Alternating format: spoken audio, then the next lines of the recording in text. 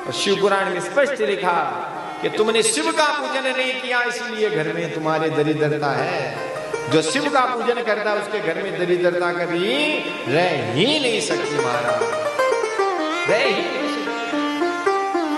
किसी ने सच कहा कि ब्रह्मा जी वो देंगे जो आपके हमारे भाग्य में लिखा होगा, ब्रह्मा वो देंगे जो आपके हमारे भाग्य में लिखा होगा, भगवान नारायण वो ही देंगे जो आपके प्रारब्ध में लिखा होगा। पर कहने दो मेरे देवादिदेव महादेव वो देंगे जो आपके हमारे प्रारब्ध में भी नहीं लिखा। सबकी भरी बबूत में खजाना कुबेर का। मेरे भगवान शंकर जब देने पे आते हैं ना तो महाराज कुबेर का खजाना छोटा पड़ता है, चपटी बबूत में खजाना कुबेर का भंडार भर देते हैं, भंडार भर देते हैं। तो ये अगर मेरी कथा सुन करके, भागवत कथा सुन करके जा रहे हो, किसी के भी मन में भी ये संशय है कि शिवलिंग पूजन करना नहीं चाहिए, आप मुझसे प्रमाण ले लेना, मैं आपको शास्त्र प्रमाण दूंगा।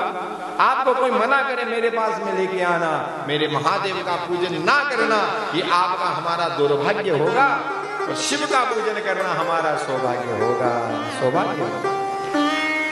तो मन में ऐसा कभी मत सोच लेना कि भगवान से, अच्छा आप जिसकी कथा सुन रहे हो ना वो भी मेरे महादेव का पूजन करते हैं। भगवान नारायण की इष्ट कौन है? बोलिए, मेरे भगवान शंकर हैं। भगवान हरि के इष्ट हर है और हर के इष्ट हरि है। दोनों एक दूसरे के इष्ट आराध्य है महाराज, एक दूसरे को मानते हैं, पूजते हैं। भगवान नारायण में और भगवान शिव में कोई भेद बुद्धि कभी नहीं होनी। हरि में कभी भेद बुद्धि मत करना, दोनों एक समान, एक सिक्के के दो पहलू है, दोनों एक है। हरि कभी लीला करता तो हर प्रकट होता है, और हरि की लीला होता है तो हरि प्रकट होते हैं। तो बात मेरी स्मृति में आई, इसीलिए आपको मैंने कहा भगवान शंकर का पूजन करें, जैसे भी जिस भाव से भी घर में। अच्छा आप कहोगे कौन सी शिवलिंग रखनी चाहिए, तो उसके लिए भी प्रमाण है।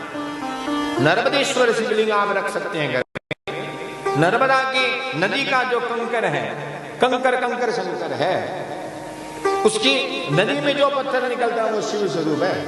और उस पत्थर की, उस शिवलिंग की प्रतिष्ठा नहीं करनी पड़ती, वो स्वयं प्रतिष्ठित है, भगवान शंकर का वरदान है। तो नर्मदा नदी का पत्थर नर्मदेश्वर आप घर में प्रतिष्ठित कर सकते हैं, आपके जीवन में मंगल ही मंगल हो जाएगा।